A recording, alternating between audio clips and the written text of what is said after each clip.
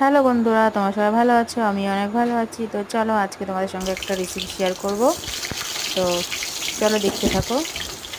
তো এখানে আলু ভেজে নিচ্ছি আমি।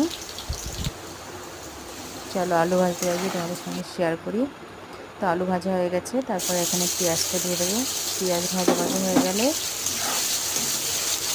তারপরে এর ভিতরে দিয়ে দেবো মশলা।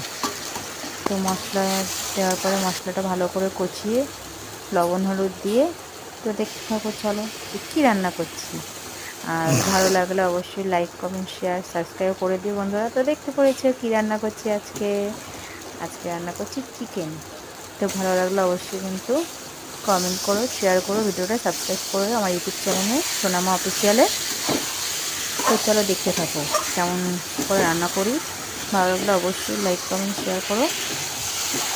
আর রেসিপিটা জানতে হলে অবশ্যই আমাকে মেসেজ করো, হ্যাঁ, কমেন্টে জানিও কেমন হয়েছে লাল লাল ঝাল ঝাল চিকেন। তো চলো দেখতে থাকো, হয়ে গেলে তোমাদের সঙ্গে শেয়ার করছি। তো এই যে হয়ে গেছে ফাইনালি আমার চিকেন।